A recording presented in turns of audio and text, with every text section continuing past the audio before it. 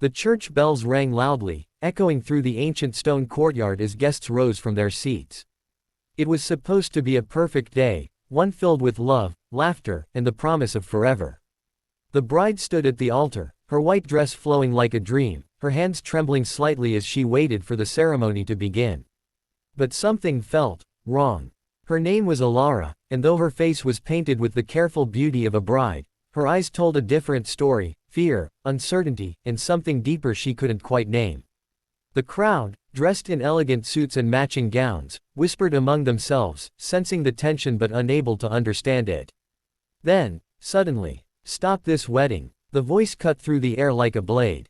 Gasps spread across the crowd as all heads turned toward the entrance.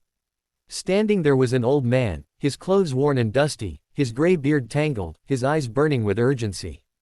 A rough rope held a sack over his shoulder, filled with empty plastic bottles that clinked softly as he moved. The groom's face darkened instantly. "Get him out of here!" he shouted, his voice sharp and commanding. "This is not a place for beggars." But the old man didn't move. Instead, he stepped forward slowly, his gaze fixed on Alara. "You don't belong here, child," he said, his voice trembling but strong enough to silence the crowd. Alara's breath caught in her throat. She didn't know why, but something about him felt familiar. "Security!" the groom barked, pointing angrily. "Remove him now!" Yet before anyone could react, the old man spoke again, louder this time. "They're lying to you." The courtyard fell into complete silence.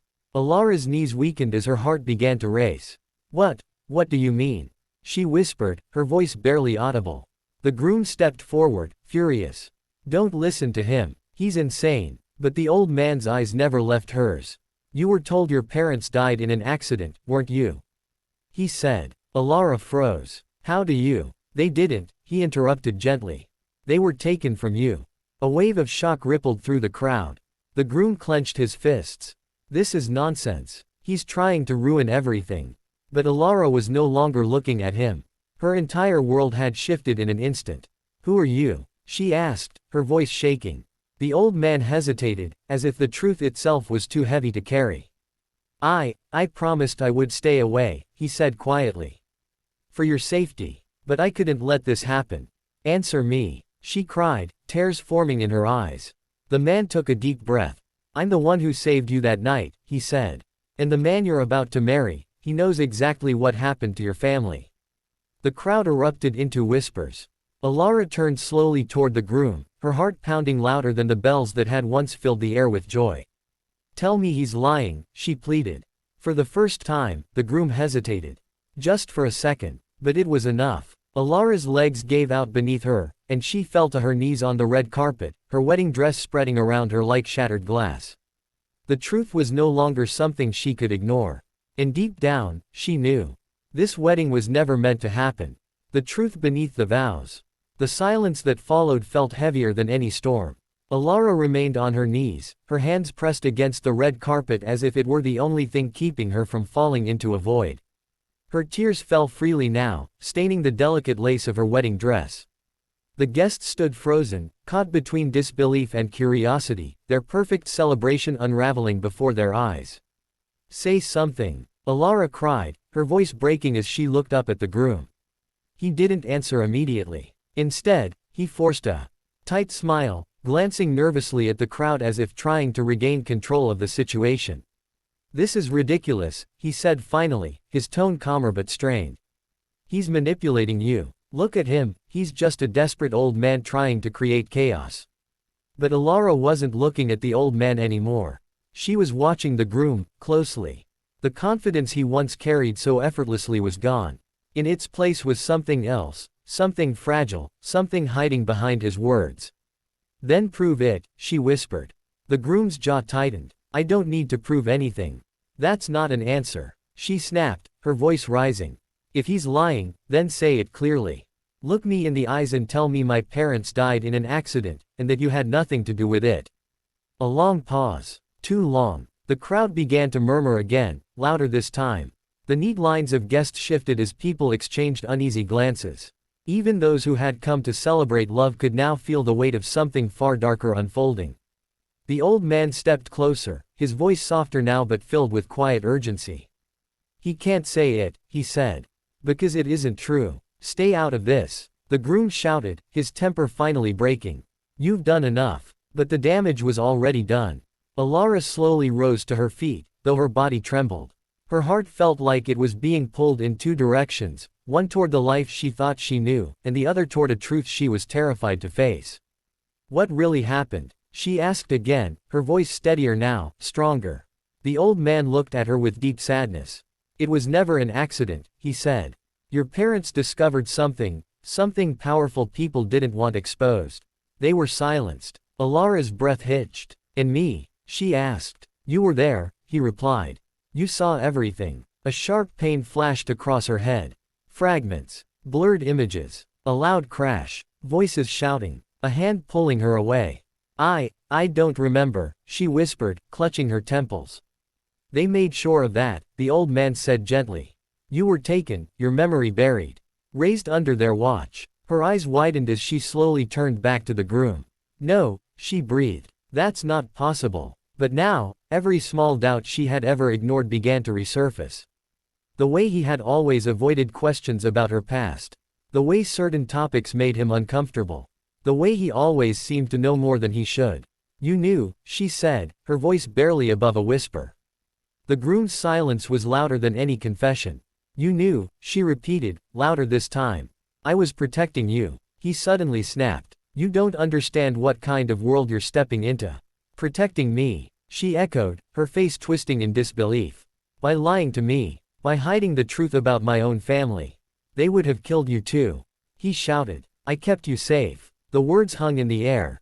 Alara's heart sank. Because for the first time, he wasn't denying it. Tears streamed down her face as the reality settled in. Everything she believed, every memory, every moment of love, was built on a lie. She took a step back from him. Then another. I don't even know who you are anymore, she said softly. The old man stepped forward again, placing a gentle hand over his chest. But I do, he said. And if you're ready, I can show you the truth they tried to erase. Alara looked at him, fear and hope battling within her. Then, slowly, she nodded. And in that moment, the wedding ended. Not with vows, but with the beginning of a truth that would change everything. The past that refused to stay buried. The air in the courtyard had changed. What was once filled with music, laughter, and celebration now felt cold, like a place abandoned by joy itself. Guests stood in uneasy silence, unsure whether to stay or leave, as if they had become witnesses to something far more important than a wedding. Alara stood between two worlds. Behind her was the life she had known, a life of comfort, control, and carefully constructed lies. In front of her stood a man she didn't fully trust, yet somehow felt drawn to. Come with me, the old man said gently. There's no time. The groom stepped forward instantly. You're not going anywhere. His voice was louder now, desperate. Alara turned slowly toward him, her eyes no longer filled with love, but with clarity. For once in my life, she said quietly, I'm going to choose the truth. And with that, she walked past him. Gasps rippled through the crowd as she lifted the edge of her wedding dress and stepped off the red carpet, leaving behind the altar, and the man who had built his life on deception. Stop her, the groom shouted, but no one moved. Perhaps it was shock. Perhaps it was doubt. Or perhaps, deep down, they all sensed that this was something that needed to happen. The old man led Alara through a narrow stone passage behind the church. The sounds of the crowd faded with each step until all that remained was the echo of their footsteps and the pounding of her heart. Where are we going? She asked, her voice trembling. To a place they never thought you'd return to, he replied. They reached a small, weathered van parked beneath a cluster of trees. It looked old, almost forgotten, like something that had been waiting for this moment. Get in, he said. Alara hesitated only for a second before climbing inside. As the van started and pulled away, she looked back one last time. The church, the guests, the groom, all shrinking into the distance. It felt like leaving a dream. Or waking up from one. Hours passed. The city faded into countryside, and the countryside into something even more isolated. Dense woods, winding roads, and silence that felt almost alive. Finally, the van came to a stop. This is it, the old man said. Alara stepped out, her eyes scanning the area. Before her stood a small, abandoned house, its windows broken, its walls worn by time. Vines crept along its surface like nature itself had tried to reclaim it. "Why are we here?" she asked. The old man walked toward the door slowly. "Because this is where it all began." Her breath caught. "No, I've never been here before." He turned to her, his eyes filled with something deep and unshakable. "You have," he said. "You just don't remember." He pushed the door open. A rush of stale air greeted them as they stepped inside. Dust floated through beams of fading sunlight, illuminating a place frozen in time. Alara's footsteps were slow, cautious. Something inside her stirred, a strange, uncomfortable familiarity. The old man walked to a corner of the room and knelt down, brushing away dirt and debris. Beneath it was a wooden trapdoor. He looked back at her. "Everything you're searching for is down here." Her heart began to race again. "What is it?" "The truth," he said simply. With trembling hands, he lifted the trapdoor. A dark staircase led downward. Alara swallowed hard, every instinct telling her to run, but something stronger pulling her forward. She took a step, then another. Each step down felt heavier than the last, as if she were descending into her own forgotten past. At the bottom, the old man flicked on a small flashlight. The room revealed itself slowly. Old furniture, dust-covered shelves, and then, photographs. Dozens of them, pinned to the walls, scattered across tables. Alara moved closer, her breath catching in her throat. They were pictures of her. As a child, with her parents, smiling, laughing, alive. Tears filled her eyes as she reached out, her fingers brushing against one of the photographs. "I remember this," she whispered. The old man watched her carefully. "Good," he said. "That means it's working." But then, her eyes landed on something else. A photograph that made her blood run cold. It was her parents, arguing with a group of men in suits. And standing among them, the groom. Alara staggered backward. No, this can't be." Her memories began to flood back all at once. Voices, fear, a struggle, and then, a night filled with screams. "They killed them," she gasped, her voice shaking uncontrollably. The old man closed his eyes briefly. "Yes," he said. Alara looked at him, tears streaming down her face. "And you were there." "I tried to stop it," he replied. "I got you out before they could take you too." Her entire body trembled. "Why?" she asked. "Why would they do this?" The old man's expression hardened. "Because your parents discovered something they weren't supposed to," he said. "Something powerful enough to destroy them." Alara wiped her tears, her fear slowly transforming into something else.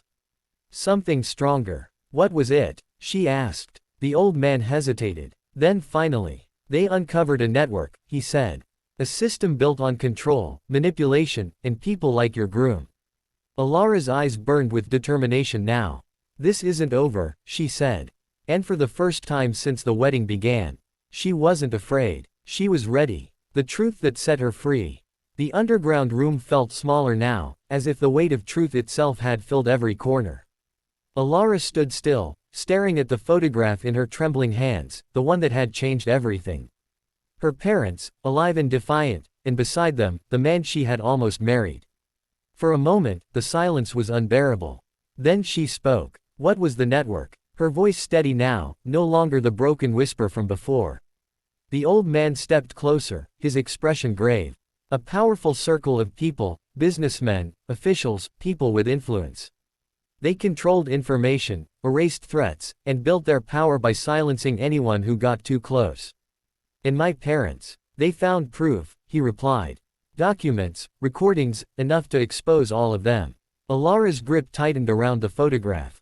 "And she said, unable to even say his name now.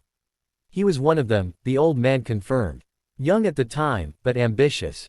Your parents trusted him once. That was their mistake." A deep, painful realization settled inside her. Everything had been planned. Her life, her memories, even her love. "They didn't just take my parents," she said slowly. "They took my life." The old man nodded. "But they didn't take who you are," he said gently. "And now, you have a choice." Alara looked around the room again. The photographs, the hidden past, the truth that had waited years to be uncovered. "What choice?" she asked. "To run, and disappear forever," he said. "Or to finish what your parents started." The words hung in the air. For a moment, Alara closed her eyes. She saw her parents smiling. She saw the wedding. She saw the lies. Then, she opened them again. "We finish it," she said. Days later, the world began to change. Anonymous files were leaked. Videos surfaced. Hidden records came to light. The network that had operated in the shadows for years was suddenly exposed for everyone to see. Authorities couldn't ignore it anymore. Arrests were made. Investigations opened. And at the center of it all was the man who had once stood at the altar. The same man who had tried to control her life, now stood in handcuffs, his power stripped away, his secrets laid bare. Alara watched it all from a distance, standing beside the old man. "It's over," she said softly. He shook his head gently. "No," he replied. "It's just the beginning of something better." Alara took a deep breath. For the first time in her life, she felt free. Not because everything was perfect, but because everything was real. She turned to the old man, her eyes filled with gratitude. "Thank you," she said. He smiled faintly. "I made a promise to your parents," he said. "I just finally kept it." Alara looked out toward the horizon, where the sun was beginning to rise. A new day. A new life. No lies. No fear. Just truth. And strength. She stepped forward, leaving behind the shadows of her past, not as a victim, but as someone who had faced the truth, and survived it. Moral of the story: no matter how deeply the truth is buried, it never disappears. Lies may build a comfortable world, but only truth can set you free. Sometimes, the hardest path, the one filled with pain and uncertainty, is the only one that leads to real freedom, justice, and self-discovery.